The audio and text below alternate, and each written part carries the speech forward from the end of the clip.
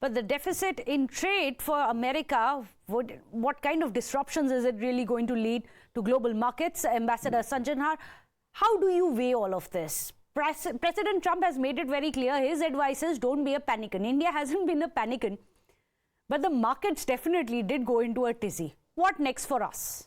Yeah, absolutely. You're very right, Meghna, and thank you very much for having me. You're very right. I think it's not only in India, but the world over that the markets have taken a hit, and particularly the markets in the United States. If you look at S&P 500, if you look at Dow Jones, if you look at any of the market indices, I think the bloodbath that has taken place in the United States is more than what has taken place in the other countries.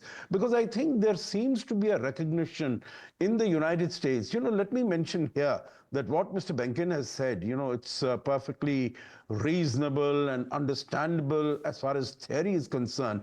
But in practical terms, how will it be realized? Because if you are going to put tariff walls and tariff barriers around the United States, what it means is that the cheap goods that were coming in from China and from the other countries, they will stop coming. There is going to be much greater increase, inflation, much greater increase in prices. Now, I understand that Mr. Trump wants manufacturing to come back to the United States. At this moment, United States contributes only 16% to global manufacturing. China contributes 32%. His intention is that this order should be reversed. But the United States is a very high salary, high income country. Absolutely.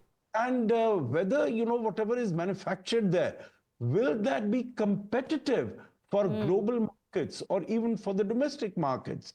So, basically what is going to happen is that the production is going to go down, economy will go down, inflation will rise, and, around the world also, it is having a very serious adverse impact on the whole world. I take the point also that the United States is a significant market. It's about 3.2 trillion large market. So, countries are looking at that. Even, countries like India, where we have our exports to the United States are just 2% of the GDP. Right. But then it involves really people who are, in terms of small scale gems and jewelry, auto parts and agriculture. But Ambassador Sanjanhar, is there any scope for some negotiations? That's exactly what we had even Dr. Benkin say, that there is some scope for negotiations, 80-odd countries reaching out to the administration, given the chemistry between Prime Minister Modi and Trump.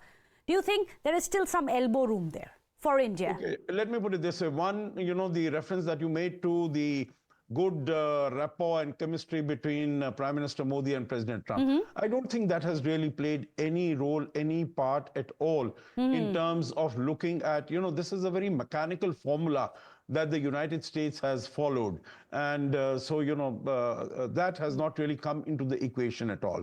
Okay. That having been said, we see that Dr. Jaishankar has spoken to his counterpart, Marco Rubio. We decided on the 13th of February that there would be a bilateral trade agreement. I think it would have been in the fitness of things if India had not been, no tariffs had been imposed on India, because the two countries are in the process of a negotiation which would bring an outcome which would be mutually acceptable and mutually beneficial to both the countries. But totally disregarding that, we see that Mr. Trump has imposed these tariffs.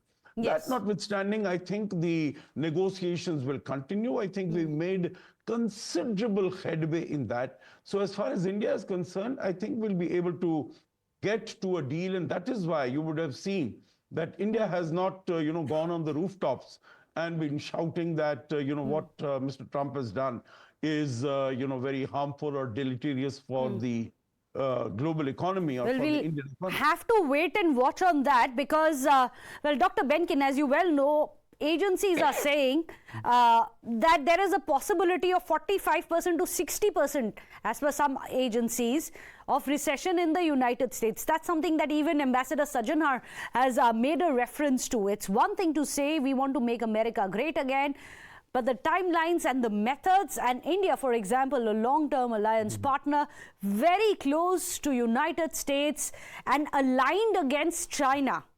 For India, a country like India, to be treated in this manner, what really is going to be the long-term plan? Well, all right. Yeah, first of all, I don't think India is being treated badly because, in fact, I noticed that as China's economy produced fewer inexpensive electronics, I'll use that as an example, which they have a big corner in that market here in the United States. I also noticed that around the same time, India increased its production of inexpensive electronics. But Dr. Benkin, it's almost like saying, yes, there is a forest fire. Some of the trees are getting more burned than the others. That is correct.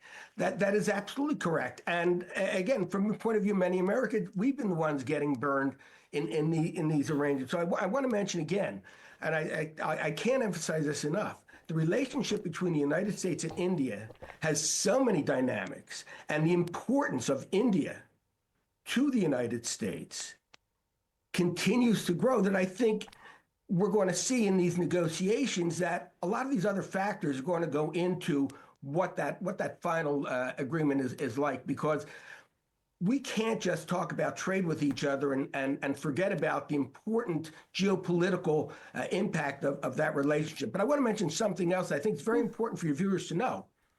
When people talk about markets, sure, there are going to be day traders, people who trade stocks all the time, and they're going to gain or lose money in different ways. But for most people in the stock market, these are unrealized gains. The stock market goes up, the stock market goes down, and unless you look at it every day and fret about it every day, that really doesn't matter. What matters is what happens at the end. And I think at the end, what President Trump is saying, and I think what most Americans would agree to, is that it's a good bet to bet on the success of the U.S. economy.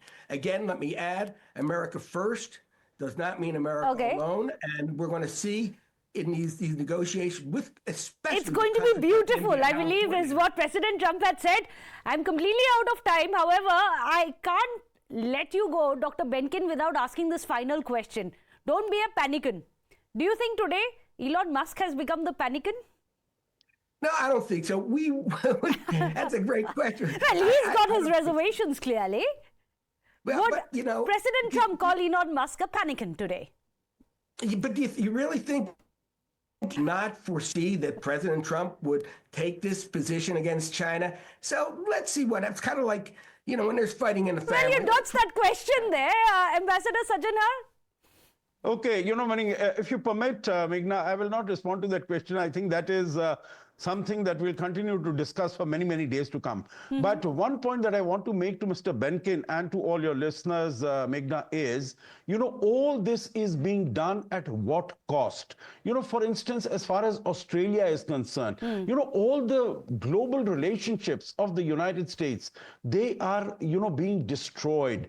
As far as Australia is concerned, America has a positive balance of trade. As far as UK is concerned, America has a positive balance of trade. Still, they have been imposed the 10% tariffs. So, absolutely wrong. Where does this, bring you? And, Dr. Benkin completely disagrees. But unfortunately, gentlemen, I'm completely out of time. I promise both of you, we are going to get the two of you together, hopefully next week. By then, let's see if we have some clarity. By next week, we're going to continue having these conversations about if the fire is burning, who's getting singed more. And I'd request you, Dr. Benkin, as well as Ambassador Sajjanhar, to join me again. We're going to have that conversation and pick up from this very point. What happens to the trade balance, the deficits of other nations? Thank you so much. Appreciate you, gentlemen, for being here. Without a short break.